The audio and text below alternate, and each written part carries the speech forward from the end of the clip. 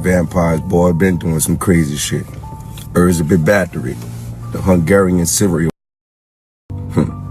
Countess Erzsébet Báthory. Erzsébet Báthory was born August 7, 1560, and she was born in a family estate in Royal Hungary, and she spent her childhood growing up in a castle. Her father was Baron George Báthory, and his brother was Andrew Bonaventura, and at this time they was ruling Transylvania. Being born into a privileged noble family, she endowed wealth, education, and prominent social rank. As a child, she had multiple seizures, which may have been caused by epilepsy. Now, this is crazy because at the time, the treatments that they used was rubbing blood on the lips and also giving an epileptic a piece of the skull to take. At the age of 13, before she got married, she gave birth to a child.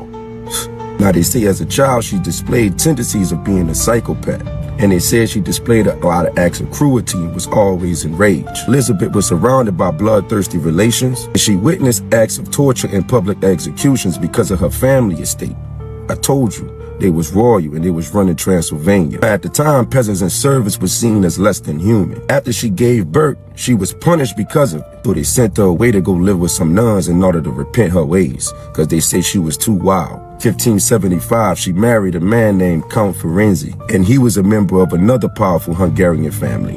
And then they also moved into a castle. Now, Elizabeth wanted to act out these sadistic fantasies on these servants, which was all young girls. So the reign for torture, cruelty, was very extreme for them at this time. Now, her husband was a soldier, and when he would leave off, she would practice these barbaric torture experiences. Now, Elizabeth would bring a bunch of young women to the castle, and she also had a bisexual aunt who was a self-proclaimed witch who was teaching Erzsébet about how to step it up with the torturing. Now, she would torture all of these young girls, and then after, she would bathe in their blood and use some of the blood for makeup. Now, for a while, the rumors of what Erzsébet was doing to young girls started to spread throughout the kingdom. So at this time, a couple people was ordered to go investigate and come back about the evidence on what was going on. Now, they collected over 52 statements, and over time, that number had risen to about 300. Báthory is said to have tortured peasants for years. Now, some witnesses started to name some of the relatives who died in her place. Now, they reported seeing traces of torture on the dead bodies. Charlotte was buried in graveyards,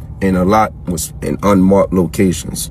I'm talking about Shorty had bodies all over the place. Now, her and her servants was eventually put on trial and convicted, but they executed the servants and they imprisoned her in the castle until she died in her sleep. It's crazy.